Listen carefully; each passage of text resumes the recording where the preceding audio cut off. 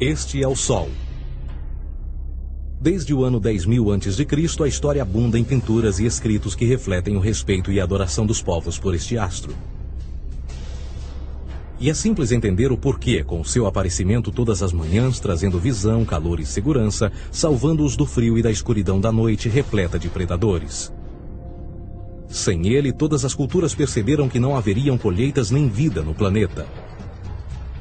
Estas realidades fizeram do Sol o astro mais adorado de todos. Todavia, muitos estavam atentos também às estrelas. As estrelas formavam padrões que lhes permitiam reconhecer e antecipar eventos que ocorrem de tempos em tempos, tais como eclipses e luas cheias. Eles catalogaram grupos celestiais daquilo que conhecemos hoje como constelações. Esta é a Cruz do Zodíaco, uma das mais antigas imagens na história da humanidade. Ela representa o trajeto do Sol através das 12 maiores constelações no decorrer de um ano. Ela também representa os 12 meses do ano, as 4 estações, solstícios e equinócios. O termo zodíaco está relacionado com o fato das constelações serem antropomorfismos ou personificações, como pessoas ou animais. Por outras palavras, as primeiras civilizações não só seguiam o Sol e as estrelas, como também as personificavam através de mitos que envolviam seus movimentos e relações.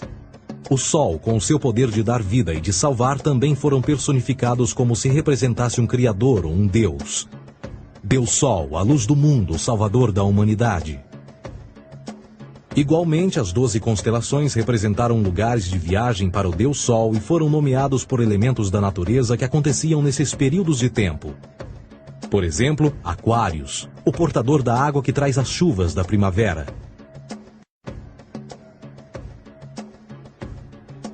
Este é Horus. Ele é o Deus Sol do Egito de 3.000 a.C. Ele é o Sol antropomorfizado e a sua vida é uma série de mitos alegóricos que envolvem o movimento do Sol no céu. Dos antigos hieróglifos egípcios conheceu-se muito sobre esse Messias solar. Por exemplo, Horus, sendo o Sol, tinha como inimigo o Deus Sete, que era a personificação das trevas ou da noite. E metaforicamente falando, todas as manhãs Horus ganhava a batalha contra Sete. E no fim da tarde, Sete conquistava Horus e o enviava para o mundo das trevas. Será importante frisar que trevas versus luz ou bem versus mal tem sido uma dualidade mitológica onipresente que ainda hoje é usada em muitos níveis. No geral, a história de Horus é a seguinte. Horus nasceu em 25 de dezembro da Virgem Isis Mary. O seu nascimento foi acompanhado por uma estrela no oeste, que por sua vez foi seguida por 3 reis em busca do Salvador recém-nascido. Aos 12 anos era uma criança prodígio nos ensinamentos, e aos 30 anos ele foi batizado por uma figura conhecida por Anup, e assim começou o seu ministério. Horus teve 12 discípulos e viajou com eles, fazendo milagres tais como curar os enfermos e andar sobre as águas. Horus também era conhecido por vários nomes como a Verdade, a Luz, o Filho Adorado de Deus, o Bom Pastor, Cordeiro de Deus, entre muitos outros. Depois de ter sido traído por Tifão, Horus foi crucificado, enterrado por 3 dias e então ressuscitou. Estes atributos de Horus, originais ou não, parecem influenciar várias culturas mundiais e muitos outros deuses encontrados com a mesma estrutura mitológica. Atis da Firígia nasceu da Virgem Nana em 25 de dezembro. Crucificado, foi posto na tumba e 3 dias depois ressuscitou. Krishna, da Índia, nasceu da Virgem Davaki com uma estrela no ocidente assinalando sua chegada, fez milagres juntamente com seus discípulos e após sua morte ressuscita. Dionísio da Grécia nasceu de uma virgem em 25 de dezembro. Foi um professor peregrino que praticou milagres como transformar água em vinho e é referenciado como Rei dos Reis, Filho unigênito de Deus, o início e o fim, entre muitas outras coisas, e após sua morte ressuscitou. Mitra da Pérsia nasceu de uma virgem em 25 de dezembro. Ele teve 12 discípulos e fazia milagres. E após sua morte foi enterrado por 3 dias e então ressuscitou. Ele também foi chamado de a Verdade, a Luz, entre outros. Curiosamente, o dia sagrado de adoração a Mitra era um domingo. O que importa salientar é que existiram inúmeros salvadores em diferentes períodos em diversos lugares da Terra que preenchem essas mesmas características. A pergunta que não quer calar: o porquê desses atributos? Por que o nascimento de uma virgem em 25 de dezembro? Por que a morte e a ressurreição após 3 dias? Por que os 12 discípulos ou seguidores? Para descobrirmos, vamos examinar o mais recente dos Messias solares. Jesus Cristo nasceu em 25 de dezembro em Belém. Ao nascer foi anunciado por uma estrela no ocidente que seria seguida por 3 reis magos para encontrar e adorar um novo Salvador. Tornou-se pregador aos 12 anos. Aos 30 anos foi batizado por João Batista e então iniciou seu ministério. Jesus teve 12 discípulos que viajaram com ele praticando milagres como curar doentes, andar sobre a água, ressuscitar mortos. Ele também é conhecido como Rei dos Reis, o Filho de Deus, a luz do mundo, o início e o fim, o Cordeiro de Deus, entre muitos outros. Depois de ter sido traído por seu discípulo Judas por 30 moedas de prata, ele foi crucificado, posto em uma tumba e após 3 dias ele ressuscitou e ascendeu aos céus. Em primeiro lugar, a sequência do nascimento é completamente astrológica. A estrela no ocidente é Sírius, a mais brilhante do céu noturno, que a cada 24 de dezembro se alinha com outras 3 estrelas brilhantes no cinturão de Órion. Essas 3 estrelas brilhantes são chamadas hoje, como eram na antiguidade, 3 reis, 3 Marias no Brasil e Portugal. Os 3 reis e a estrela mais brilhante, Sírius, todas apontam para o nascer do sol em 25 de dezembro. Esta é a razão pela qual os 3 reis seguem a estrela a oeste em uma ordem que apontam ao amanhecer. O nascimento do sol.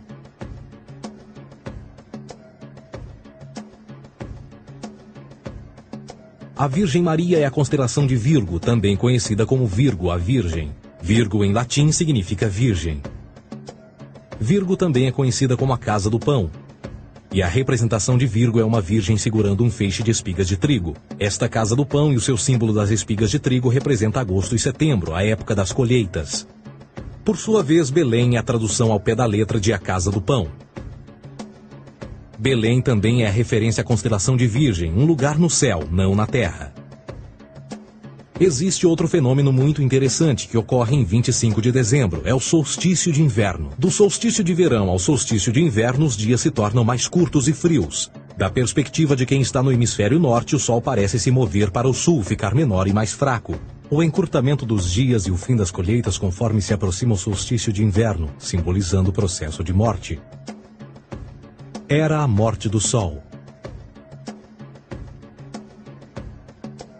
Pelo 22º dia de dezembro, o falecimento estava completamente realizado e faz com que atinja seu ponto mais baixo no céu. Aqui algo curioso acontece. O sol para de se mover por 3 dias.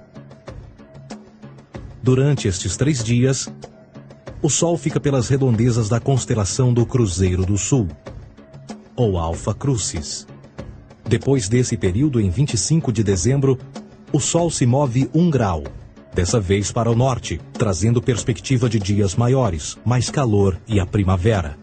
E assim se diz: o Sol morreu na cruz, ficou morto por 3 dias, apenas para ressuscitar ou nascer mais uma vez. Esta é a razão pela qual Jesus e muitos outros deuses solares compartilham da ideia de crucificação, morte por 3 dias e o conceito da ressurreição.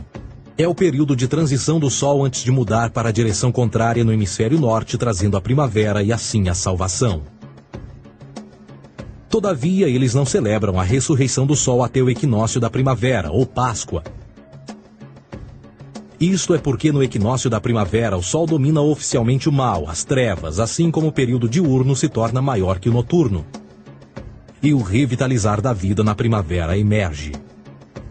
Agora, provavelmente, a analogia mais óbvia de todas neste simbolismo astrológico são os 12 discípulos de Jesus. Eles são simplesmente as 12 constelações do zodíaco com que Jesus, sendo o Sol, viaja. De fato, o número 12 está sempre presente ao longo da Bíblia.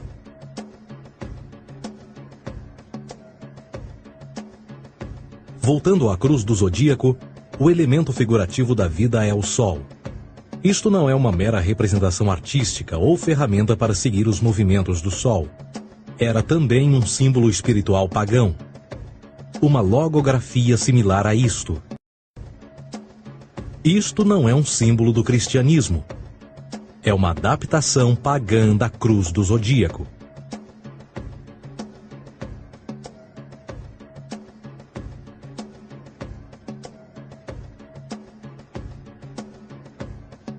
Esta é a razão pela qual Jesus, nas primeiras representações, era sempre mostrado com a sua cabeça na cruz. Jesus é o Sol, Filho de Deus, a luz do mundo.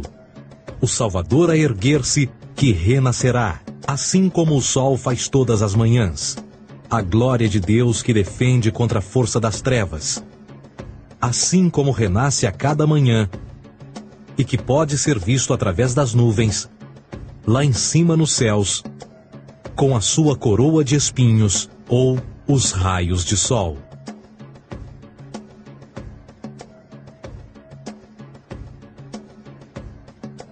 Agora, nas muitas referências astrológicas ou astronômicas na Bíblia, uma das mais importantes tem a ver com o conceito de eras. Através das Escrituras há inúmeras referências a essa era. Para compreender isto, precisamos primeiro estar familiarizados com o fenômeno da precessão dos equinócios.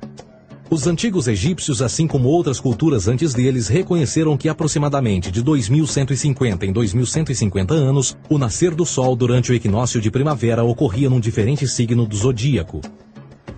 Isto tem a ver com a lenta oscilação angular que a Terra tem quando roda sobre o seu eixo.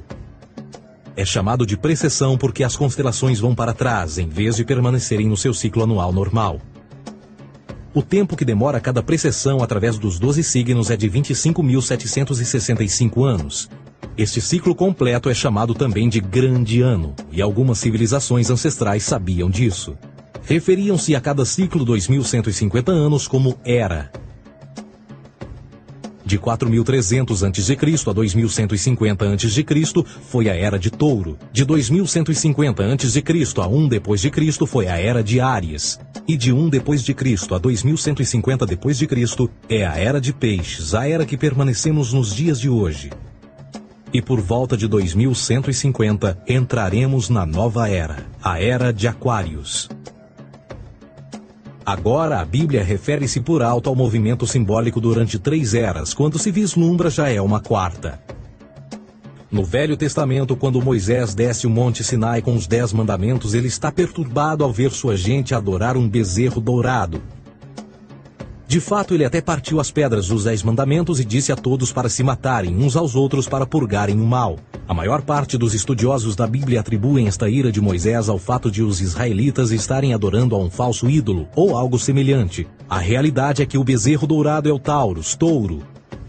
E Moisés representa a nova era de Áries. Esta é a razão pela qual os judeus ainda hoje assopram com o chifre do carneiro. Moisés representa a nova era de Áries. E perante esta, todos têm de largar a velha. Outras divindades, tais como Mitra, marcam essa transição também. Um deus pré-cristão que mata o touro, na mesma linha simbólica. Agora Jesus é a figura portadora da era seguinte à de Áries, a era de Peixes. O simbolismo de peixes é abundante no Novo Testamento, assim como Jesus alimenta 5.000 pessoas com pão e 2 peixes. No início do seu ministério, enquanto caminhava ao longo da Galileia, conhece 2 pescadores que o seguem. Agora reflita se voltar a ver um adesivo em formato de peixe escrito Jesus na traseira dos carros. Poucos sabem o que aquilo no fundo representa. É um simbolismo astrológico pagão para o reinado do Sol durante a Era de Peixes. Jesus assumiu também que a data do seu nascimento é também a data do início desta era. Em Lucas 22:10, quando Jesus é questionado se a próxima passagem será depois de ele ir embora, Jesus responde: Eis que quando entrardes na cidade, encontrareis um homem levando um cântaro de água. Segui-o até a casa em que ele entrar. Esta escritura é de longe a mais reveladora de todas as referências astrológicas. O homem que leva um cântaro de água é Aquários, o portador de água, que é sempre representado com um homem despejando uma porção de água. Ele representa a era depois de Peixes, e quando o Sol, Filho de Deus, sair da era de Peixes, Jesus, entrará na casa de Aquários, e Aquário é antes de Peixes na precessão dos equinócios. Tudo o que Jesus diz é que depois da era de Peixes chegará a era de Aquário.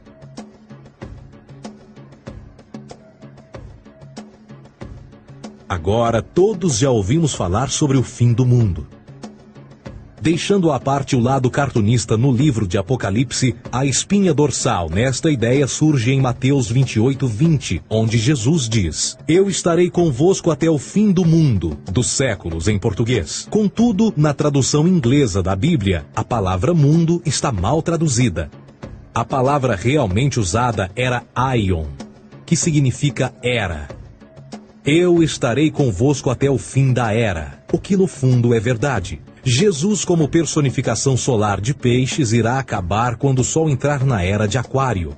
Este conceito de fim dos tempos e do fim do mundo é uma má interpretação desta alegoria astrológica. Vamos dizer que aproximadamente 100 milhões de brasileiros acreditam que o fim do mundo está próximo.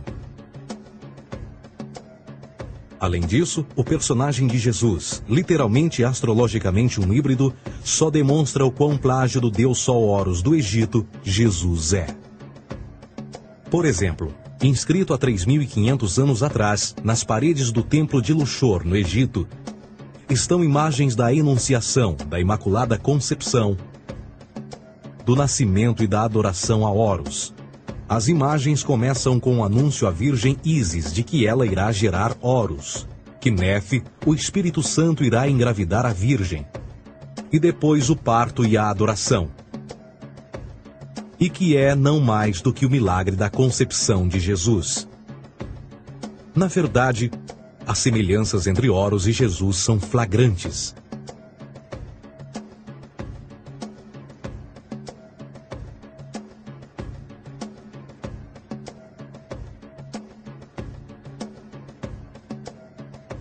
E o plágio continua. A história de Noé e da sua arca é tirada diretamente das tradições. O conceito de dilúvio é presente em todas as antigas civilizações, em mais de 200 diferentes citações em diferentes períodos e tempos. Contudo, não será preciso ir muito além da fonte pré-cristã para encontrar a epopeia de Gilgamesh, escrita em 2600 a.C. Esta história fala sobre grandes inundações ordenadas por Deus, uma arca com animais salvos e até mesmo o libertar e o retornar da pomba entram em concordância com a história bíblica, entre muitas outras semelhanças. E depois há a história plagiada de Moisés. Sobre o nascimento de Moisés, disse que ele foi colocado numa cesta de cana e lançado ao rio para evitar um infanticídio. Ele foi mais tarde salvo pela filha de um rei e criado por ela como um príncipe. Esta história do bebê numa cesta foi retirada do mito de Sargão de Acade por volta de 2250 a.C. Depois de nascer, Sargão foi posto numa cesta de rede para evitar um infanticídio e lançado ao rio. Foi depois salvo e criado por Aqui, uma esposa da realeza Acádia. Além disso, Moisés é conhecido como legislador, portador dos 10 mandamentos e da lei mosaica. Contudo, a ideia de a lei ser passada de um deus para um profeta numa montanha é também antiga. Moisés é somente um legislador numa longa linha de legisladores na história mitológica. Na Índia, Manou foi o grande legislador. Na ilha de Creta, Minos ascendeu ao monte Ida, onde Zeus lhe deu as leis sagradas. Enquanto que no Egito, Moisés tinha nas suas pedras tudo o que Deus lhe disse. E no que diz respeito a estes 10 mandamentos, foram retiradas a papel químico do feitiço 125 do Livro dos Mortos do Antigo Egito. O que é que o Livro dos Mortos dizia? Eu nunca roubei, tornou-se tu nunca roubarás. Eu nunca matei, tornou-se nunca matarás. Eu nunca menti, tornou-se nunca levantarás falsos testemunhos. E por aí adiante. A religião egípcia é, no fundo, a base fundamental para a teologia judaico-cristã. Batismo, vida após a morte, julgamento final, imaculada concepção, ressurreição, crucificação, a arca da aliança, circuncisão, salvadores, comunhão sagrada, dilúvio, Páscoa, Natal, a passagem e muitas outras coisas e atributos são ideias egípcias, nascidas muito antes do cristianismo ou judaísmo. Justin Martyr, um dos primeiros historiadores e defensores cristãos, escreveu: quando nós, cristãos, dizemos que Jesus Cristo, nosso Mestre, foi produzido sem união sexual, morreu e ressuscitou e ascendeu aos céus, nós não propomos nada de muito diferente do que aqueles que propõem e acreditam tal como nós, nos filhos de Júpiter. Numa escrita diferente, Justin Martyr diz: ele nasceu de uma virgem. Aceite isto em comum com o que você acredita dos Perseus. É óbvio que Justin e outros cristãos cedo souberam como o cristianismo era semelhante a outras religiões pagãs. Contudo, Justin tinha uma solução. Para além de tudo o que sabemos, o diabo era em quem mandava. O diabo teve a ambição de chegar primeiro que o Cristo e criou essas características para o mundo pagão. Fundamentalist Christianity, fascinating. These people actually believe the world is 12,000 years old. Swear to God. I actually asked one of these guys, okay, dinosaur fossils. He says, dinosaur fossils? God put those here to test our faith.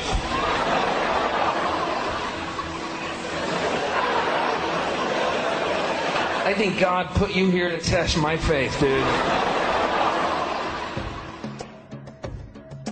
A Bíblia não é nada mais do que um híbrido literário astroteológico, tal como todos os mitos religiosos que os antecederam. De fato, o aspecto da transferência de atributos e umas personagens para as outras é facilmente reconhecida no próprio livro em si. No Antigo Testamento há a história de José. José era um protótipo de Jesus. José nasceu de um milagre, Jesus nasceu de um milagre. José tinha 12 irmãos, Jesus tinha 12 discípulos. José foi vendido por 20 pratas, Jesus foi vendido por 30 pratas. Irmão Judá sugere a venda de José. O discípulo Judas sugere a venda de Jesus. José começa os seus trabalhos aos 30, Jesus começa aos 30 também. Os paralelismos continuam. Além disso, haverá algum registro não bíblico da existência de mais alguém chamado Jesus, filho de Maria, que viajou com 12 seguidores e curou pessoas? Existiram muitos historiadores que viveram no Mediterrâneo durante esse mesmo período e até mesmo após a presumível morte de Jesus. Quantos desses historiadores fizeram relatos sobre a sua figura? Nenhum. Porém, para sermos justos, não significa que os defensores da existência de Jesus nunca tenham reclamado o contrário. São particularmente 4 referidos como pioneiros sobre a teoria da existência de Jesus: Plínio o Jovem, Suetônio e Tácito. Cada uma das suas máximas consiste apenas em algumas frases em que, na melhor das hipóteses, se refere a Christus ou Cristo, e que na realidade não é um nome, mas sim uma titulação. A 4ª fonte é Joséfo, cujos documentos ficou provado terem sido falsificados séculos atrás e, para infortúnio da humanidade, por muitos ainda visto como verdadeiros. Poderá alguém ter se aproveitado das ideias renascer dos mortos, a ascensão ao reino dos céus e a prática de milagres e que a partir daí tenha começado a surgir nos registros históricos? Não, porque uma vez pesadas as evidências, há grandes probabilidades da figura conhecida como Jesus nunca sequer ter existido.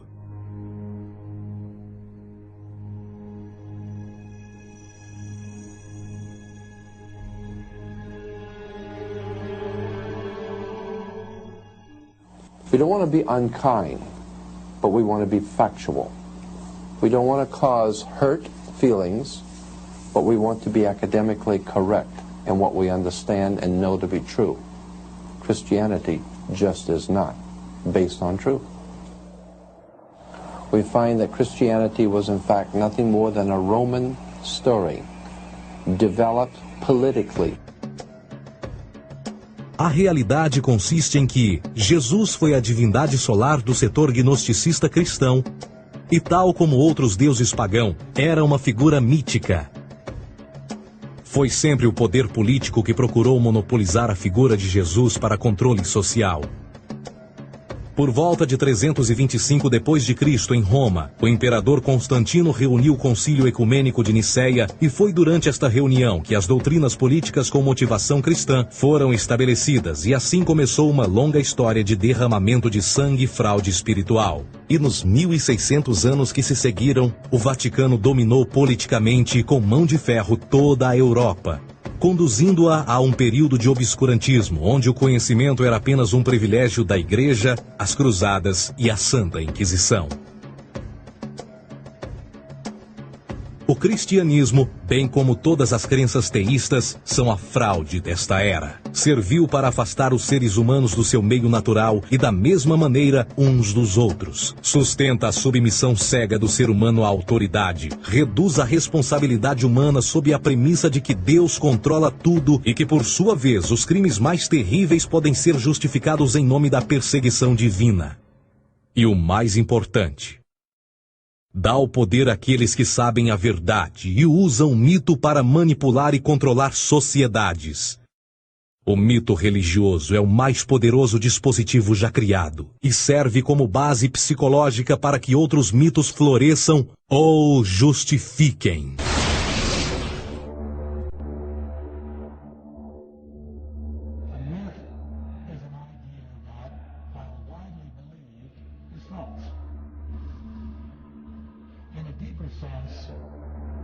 In the religious sense, a myth serves as an orienting and mobilizing story for a people. The focus is not on the story's relation to reality, but on its function. A story cannot function unless it is believed to be true in the community or the nation.